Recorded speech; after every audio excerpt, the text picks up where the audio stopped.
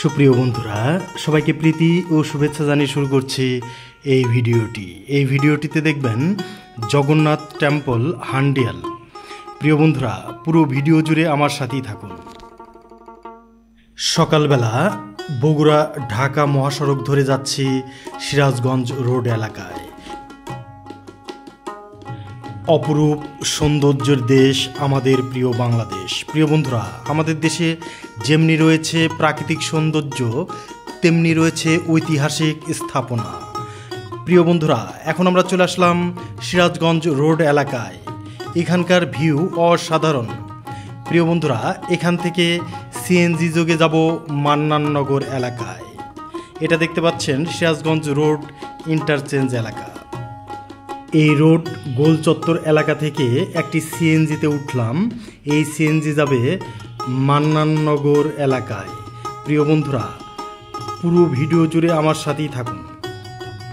আমরা যে স্থানে যাচ্ছি সেই জায়গার ঠিকানা হলো জগন্নাথ টেম্পল বা জগন্নাথ ধাম, হান্ডিয়াল, চাটমোহর, পাবনা। রাস্তার দুপাশে অপরূপ প্রাকৃতিক সৌন্দর্য দেখতে দেখতে এখন আমরা চলে আসলাম মান্নাননগর এলাকায়। আর এখান থেকে বাইক যোগে যাচ্ছি সেই ঐতিহ্যবাহী মন্দির এলাকায়। প্রিয় বন্ধুরা, আপনারা চাইলে সিএনজি অটো চার্জারেও আসতে পারেন। প্রিয় বন্ধুরা, এখন আমরা চলে আসলাম সেই আমাদের কাঙ্ক্ষিত জগন্নাথ টেম্পল এলাকায়। প্রিয় বন্ধুরা, দূরের ভ্রমণের ক্লান্তি যেন দূর হয়ে গেল এই সুন্দর মন্দিরটি দেখতে পেয়ে। অপূর্ব। পাবনার চাটমোহর উপজেলার হান্ডিয়াল গ্রামের জগন্নাথ মন্দিরটি বাংলাদেশের অন্যতম প্রাচীন এবং ঐতিহাসিক পুরাকীর্তি। এটি স্থানীয়ভাবে হান্ডিয়াল মন্দির নামেও পরিচিত। প্রত্নতত্ত্ববিদদের মতে এই মন্দিরটি 1300 থেকে 1400 শতকের মধ্যে নির্মিত হয়েছিল। তবে কিছু সূত্র 1500 শতকের শুরুর দিকে বা 1550 সালে এর নির্মাণকাল বলে মনে করে। মন্দিরের গায়ে পাওয়া একটি শিলালিপি থেকে জানা যায় যে 1590 সালে ভবানী প্রাসাদ নামে একজন ব্যক্তি মন্দিরটি সংস্কার করেছিলেন। লোকমুখে প্রচলিত একটি গল্প অনুযায়ী একসময় এই অঞ্চলের নাম ছিল হারিয়াল, যেখানে প্রচুর মাটির হাড়ি তৈরি হতো। ইংরেজদের উচ্চারণের সুবিধার জন্য নামটি পরিবর্তিত হয়ে হান্ডিয়াল হয়। এখানে মন্দিরের বিশাল বড় একটি গেট দেখতে পেলাম।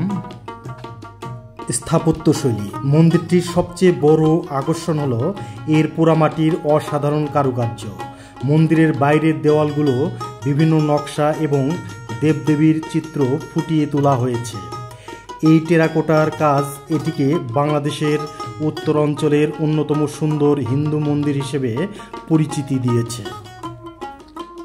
এটি একটি দরজা বিশিষ্ট ছোট মন্দির যা ইট দিয়ে তৈরি।